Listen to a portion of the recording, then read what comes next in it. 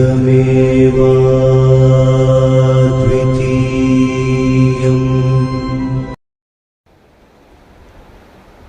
ನಮಸ್ಕಾರ ಸ್ನೇಹಿತರೆ,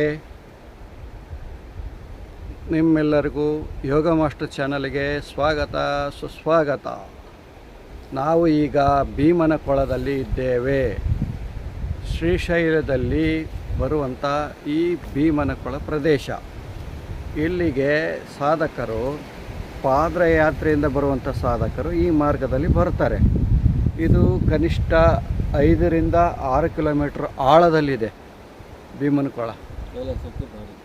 ಇದು ಕೈಲಾಸಕ್ಕೆ ದಾರಿ ಅಂತ ಬರೆದಿದ್ದಾರೆ, ಕೈಲಾಸಕ್ಕೆ ದಾರಿ ಅಂತಂದು. ಅನುಭವ ಆಗುತ್ತಂತ ಸಾಧಕರಲ್ಲಿ ಮನವಿ ಮಾಡಿಕೊಳ್ತಾ ಇದ್ದೀನಿ. ಯಾರು ನಮ್ಮ ಚಾನಲನ್ನು ಸಬ್ಸ್ಕ್ರೈಬರ್ ಕೂಡಲೇ ಸಬ್ಸ್ಕ್ರೈಬ್ ಆಗಿ ಬೆಲ್ ಬಟನ್ ಒತ್ತಿ, ಹಾಗೂ ನಿಮ್ಮ ಅಭಿಪ್ರಾಯಗಳನ್ನು ಬರೆದು ತಿಳಿಸಿ, ಲೈಕ್ ಮಾಡಿ, ಹೆಚ್ಚು ನಿಮ್ಮ ಸ್ನೇಹಿತರಿಗೆ ಶೇರ್ ಮಾಡಿ, ಲೈಕ್ ಮಾಡಿ. ಸ್ನೇಹಿತರೆ, ನಮ್ಮ ಚಾನಲ್ಲು ಇರೋದು ಆಧ್ಯಾತ್ಮಿಕ ಸಾಧಕರಿಗೆ. ಆಧ್ಯಾತ್ಮ ಸಾಧನೆ ಮಾಡಬೇಕು, ಮನಸ್ಸು ನೆಮ್ಮದಿ ಶಾಂತಿಯಿಂದ ಬದುಕಬೇಕು, ನಮ್ಮ ಜೀವನ ನೆಮ್ಮದಿಯಾಗಿರಬೇಕು, ಶಾಂತವಾಗಿರಬೇಕು, ಆನಂದವಾಗಿರಬೇಕು ಅಂದರೆ ಸಾಧನೆ ಮಾರ್ಗಕ್ಕೆ ಬರಬೇಕಾಗುತ್ತೆ. ಸ್ನೇಹಿತರೆ, ನಾವ್ಯಾರು ಅಂತ ತಿಳ್ಕೋಬೇಕು. ನಮ್ಮನ್ನು ನಾವು ತಿಳ್ಕೊಳೋದೇ ಸಾಧನೆ. ಈಗೇನಾಗಿದೆ, ಈ ಯುರೋಪಿನ ಸಂಸ್ಕೃತಿ ಇದಕ್ಕೆಲ್ಲ ಅಡಾಪ್ಟ್ ಆಗಿದ್ದು, ಹೆಚ್ಚು ಜನ ಬಾರಲ್ಲಿ ತಮ್ಮ ಸಮಯವನ್ನು ವ್ಯರ್ಥ ಮಾಡ್ತಾರೆ. ಬಾರಲ್ಲಿ, ಕ್ಲಬ್ಗಳಲ್ಲಿ, ಲೈಂಗಿಕ ಕ್ರಿಯೆ, ಕ್ರಿಕೆಟ್ನಲ್ಲಿ, ಲೈಂಗಿಕ ಕ್ರಿಯೆ, ಸೆಕ್ಸಲ್ಲಿ, ಆಮೇಲೆ ಹಫೀಮು, ಮಾದಕ ಪದಾರ್ಥಗಳಿಂದ ಎಲ್ಲ ದಾಸರಾಗಿ ಹೋಗ್ತಾ ಇದ್ದಾರೆ ಅಲ್ವಾ. ದಾಸರಾಗಿ ಹೋದವರಿಗೆ ಆನಂದಕ್ಕೋಸ್ಕರ ಅವ್ರು ಅದಕ್ಕೆ ದಾಸರಾಗಿರ್ತಾರೆ. ಅಲ್ಲಿ ಆನಂದ ಸಿಗುತ್ತಾ ಅಂದರೆ ಅಲ್ಲಿ ಆನಂದ ಸಿಗೋದಿಲ್ಲ. ಕ್ಷಣಿಕ ಮಾತ್ರ, 1 ದಿವಸ 2 ದಿವಸ ಅನಿಸುತ್ತೆ. ಆಮೇಲೆ ದುಡ್ಡಿರೋವರಿಗೆ ಅದು ಆನಂದ, ದುಡ್ಡು ಹೋದ್ಮೇಲೆ ಇಲ್ಲ. ಅದಕ್ಕೆ ಸಾಧಕರು ತಿಳ್ಕೋಬೇಕು, ನೀನಾರು, ಯಾತಕ್ಕಾಗಿ ಭೂಮಿಗೆ ಬಂದೆ, ನಿನ್ನ ಉದ್ದೇಶ ಏನು, ನಿನ್ನ ಗುರಿ ಏನು,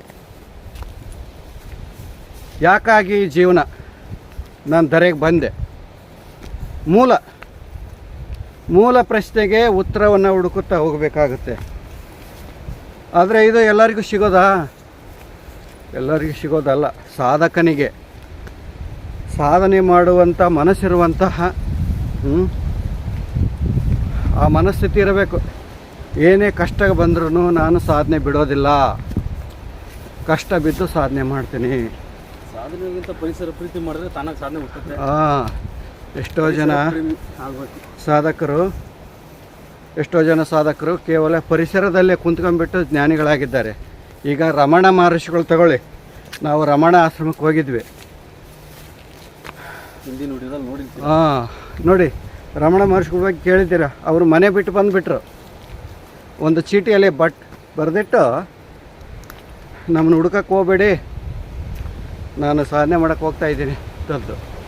ಬಂದು ಗಪ್ ಕುಂತ್ಕೊಂಡ್ಬಿಟ್ರು. ಅವರು ಕುಂತ್ಕೊಂಡ ಮೇಲೆ ಆಯಿತು, ಅವರು ಮಹಾಜ್ಞಾನಿ ಆಗಿಬಿಟ್ರು.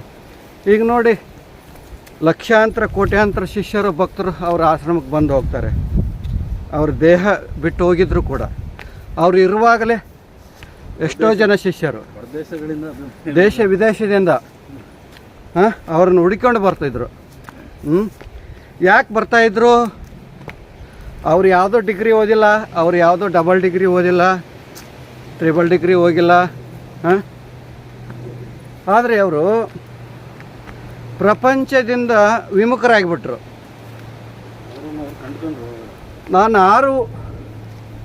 ನಾನಾರು ಎಂಬ ಪ್ರಶ್ನೆಯನ್ನು ಹುಡುಕುತ್ತಾ ಹೋದ್ರು ಅವರು.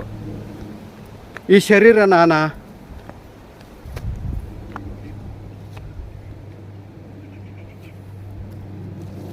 ಈ ಮನಸ್ಸು ನಾನಾ? ಈ ಶರೀರ ನಾನಾ? ಈ ಮನಸ್ಸು ನಾನಾ? ಈ ಇಂದ್ರಿಯಗಳು ನಾನಾ? ಕರ್ಮೇಂದ್ರಿಯಗಳು ನಾನಾ, ಜ್ಞಾನೇಂದ್ರಿಯಗಳು ನಾನಾ? ನಾನು ಎಂಬವನು ಯಾರಿಲ್ಲಿ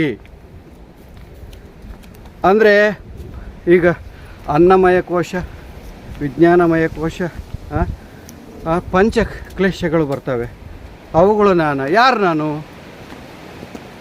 ಇದನ್ನು ಹುಡುಕುತ್ತಾ ಸಾಧಕ ಹೋಗಬೇಕಾಗುತ್ತೆ. ಭಗವಂತ ಏನು ಮಾಡಿದ್ದಾನೆ, ಆನಂದ ಎಂಬುದನ್ನು ನಮ್ಮ ಒಳಗಡೆ ಇಟ್ಬಿಟ್ಟಿದ್ದಾನೆ. ಇಂದ್ರಿಯಗಳನ್ನು ಹೊರಮುಖ ಮಾಡಿದ್ದಾನೆ. ಇಂದ್ರಿಯಗಳನ್ನು ಹೊರಮುಖ ಮಾಡಿದ್ದಾನೆ, ಆನಂದವನ್ನು ಒಳಗಿಟ್ಟಿದ್ದಾನೆ.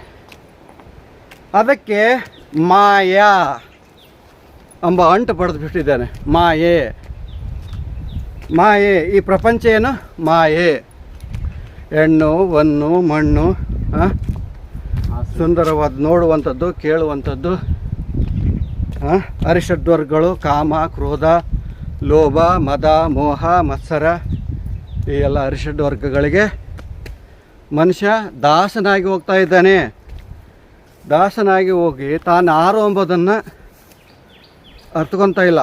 ತಾನು ಎದಕ್ಕೆ ಭೂಮಿಗೆ ಬಂದ, ತಾನು ಯಾರು, ತನ್ನ ನಿಜ ಸ್ಥಿತಿ ಏನು?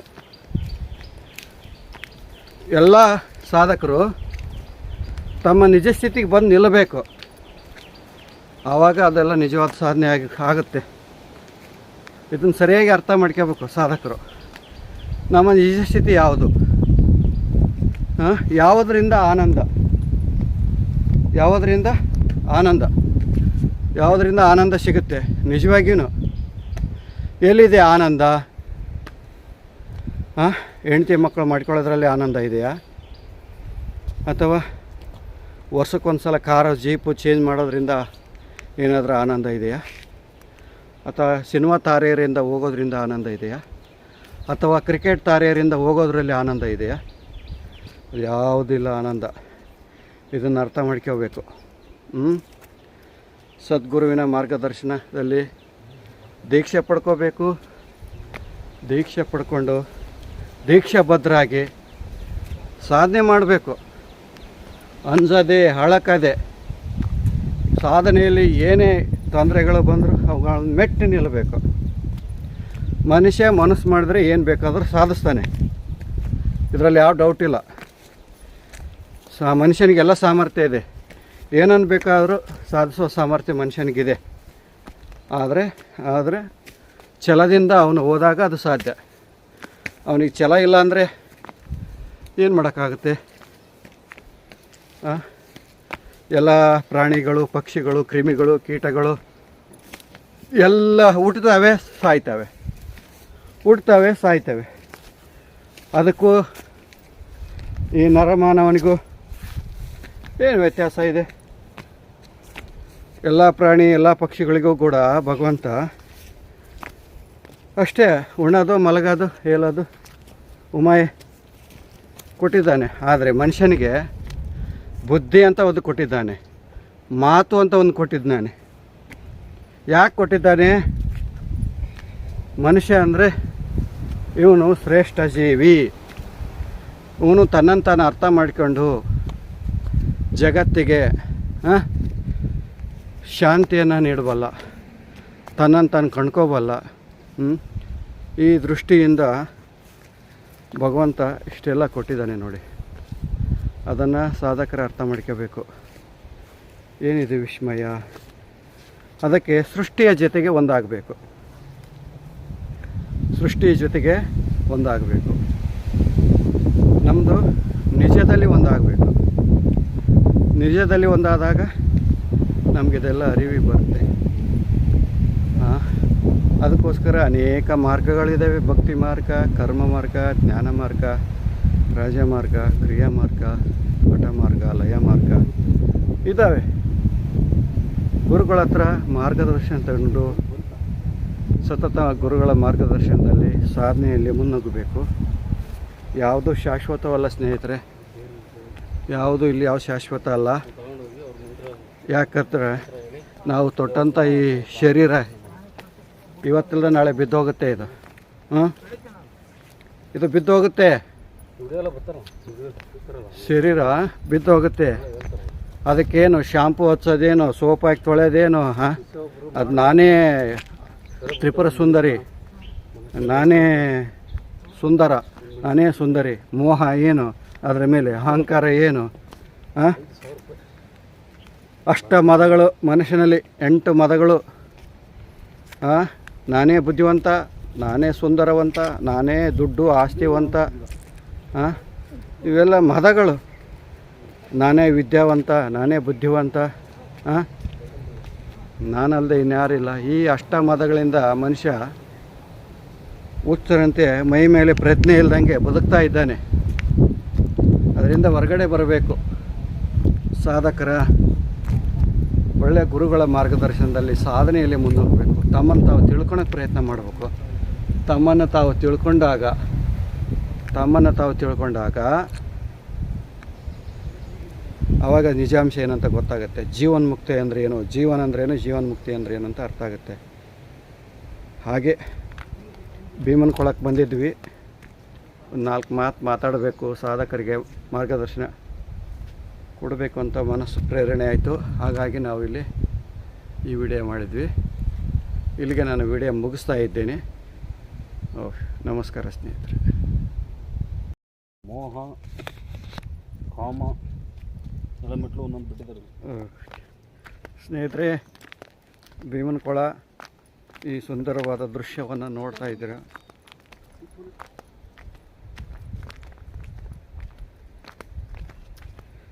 ಇಂಥ ಒಂದು ವಾತಾವರಣ ನೀವು ಯಾವಾಗ ನೋಡಬೇಕು? ಹಾಂ, ಸಾಧಕರು ನೀವು ಯಾವಾಗ ನೋಡ್ತೀರಾ ಇಂಥ ಒಂದು ವಾತಾವರಣ? ದಾರಿ ಮಾಡಿದ್ದಾರೆ ಅಲ್ಲ, ದಾರಿ ಮಾಡಿದ್ದಾರೆ. ಹಾಂ, ಮಾಡಿದ್ದಾರೆ.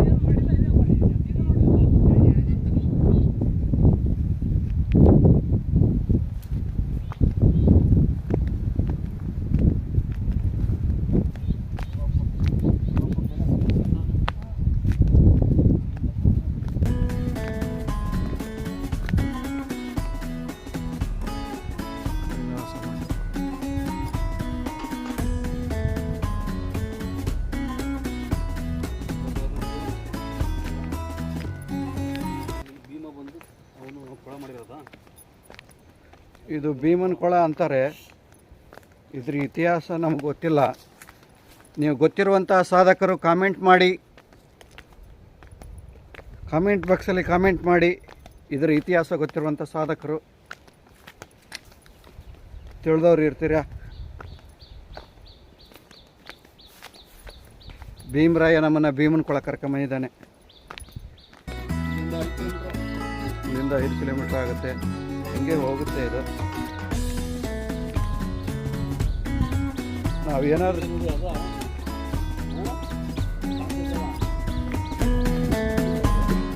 ನಾವು ಏನಾದರೂ ತಿನ್ನಕ್ಕೆ ತರಬೇಕಾಯ್ತಿದೆ. ನಿಮ್ಮದು ಇದು ಇರ್ಬೋದು. ಹೌದು.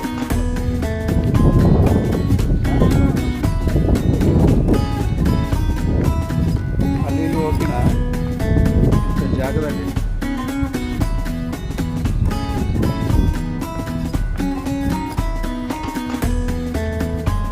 ಸಾಧಕರು ಇಂಥ ಸ್ಥಳಗಳಿಗೆ ಭೇಟಿ ಕೊಡ್ತಿರಬೇಕು. ಏಕಾಂತ ಸ್ಥಳದಲ್ಲಿ ಕುತ್ಕೊಂಡು ಧ್ಯಾನ ಮಾಡಬೇಕು, ಜಪ ಮಾಡಬೇಕು, ಇಷ್ಟ ದೇವತಾ ಆರಾಧನೆ ಪೂಜೆ ಮಾಡಬೇಕು, ಮಾನಸಿಕ ಪೂಜೆ ಮಾಡಬೇಕು.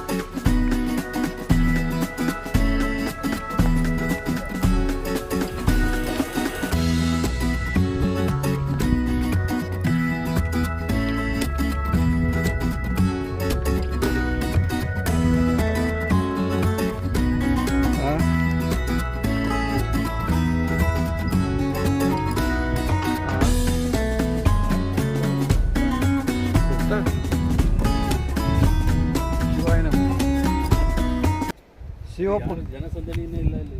ಶಿವಪ್ಪನ ನೆನೆಸ್ಕೊಂಡು ಹೋಗುವಾಗ ಶಿವಪ್ಪನೇ ಕಾಯ್ತಾನೆ.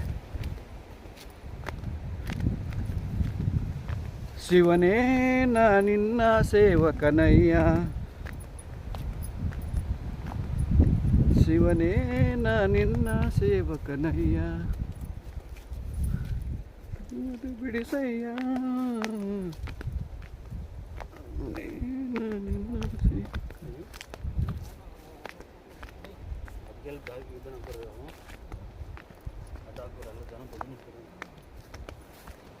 ಏನಪ್ಪ ಹೆಂಗೆ ಹೋಗ್ತಾ ಇದೆ? ಇನ್ನೂ ಸ್ವಲ್ಪ ಮುಂದೆ ಹೋಗುವ. ಹಾಂ ಅಲ್ಲಿ ಕರೆಕ್ಟು. ಅದು ಏನು ಇನ್ನು ಮುಂದಲ್ ಚಿಲ್ಲರಿಗೆ ತೋರಿಸ್ಬೇಕಂದ್ರೆ ಇನ್ನೂ ದೂರ ಹೋಗ್ಬೇಕಾಗುತ್ತೆ. ವೀಕ್ಷಕರಿಗೆ ಮುಂದಿಲ್ದ ಸೀನ್ರಿ ತೋರಿಸ್ಬೇಕು. ಇಲ್ಲೆಲ್ಲ ಗಿಡ ಮುಚ್ಚಿಬಿಟ್ಟಿದ್ದಾವೆ. ಭೀಮನ ಕೊಳ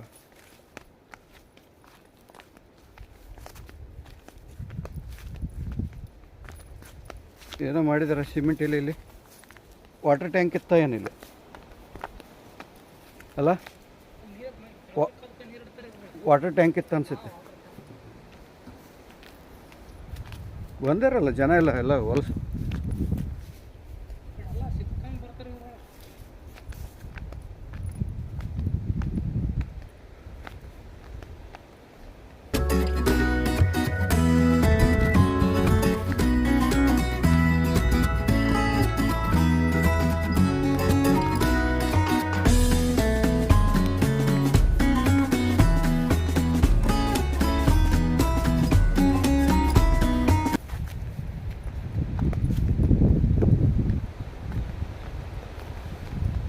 ಹಿಂಗೆ ಹೋಗುತ್ತೆ.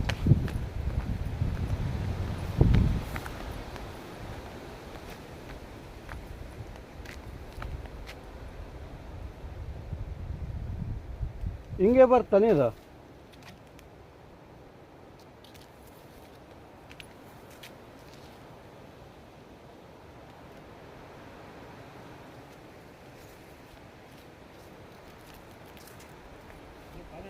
ಅಲ್ಲ ಪಾದಯಾತ್ರೆ ಬರೋರು ಹಿಂಗನೇ ಬರೋದು.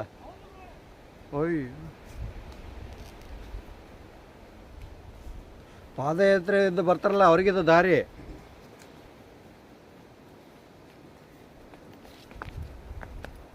ಪಾದಯಾತ್ರೆಯವರ ಮಾರ್ಗ.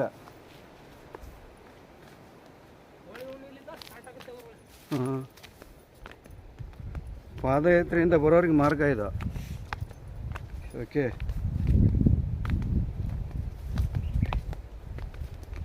ನಮ್ಮ ಭೀಮರಾಯ ಅವರು 7 ವರ್ಷದಿಂದ ಪಾದಯಾತ್ರೆ ಬರ್ತಾ ಇದ್ದಾರೆ.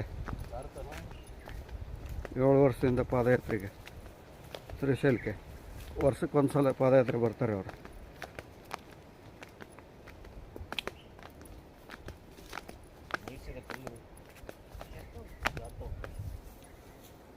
ಅಲ್ಲ ಅವ್ರ ಮೇಲೆ ಹೋದ್ರಲ್ಲ ಒಬ್ರು ಹೊಟ್ಟೋದ್ರಲ್ಲ. ಹ್ಞೂ,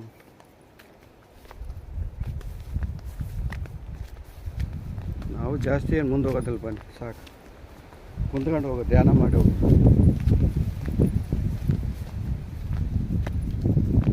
ಕಾಲು ಜಾರ್ತವೆ ಇವು, ಸಾಪಾಗಿಬಿಟ್ಟು ಕಲ್ಲುಗಳು, ಚಪ್ಪಲಿಗಳು ಗ್ರಿಪ್ ಇಲ್ಲ ನಾವು.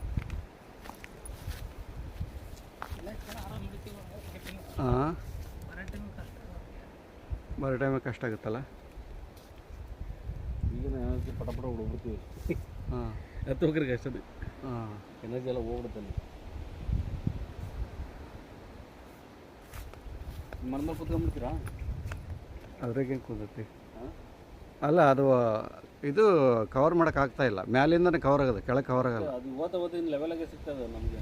ಹಾಂ, ಹೋಗ್ತಾ ಲೆವೆಲಾಗೆ ಸಿಗುತ್ತೆ, ಕಾಣೋದಿಲ್ಲ. ಹೋಗೋಣ ಬಿಡಿ, ಮೇಲೆ ಹೋಗೋಣ.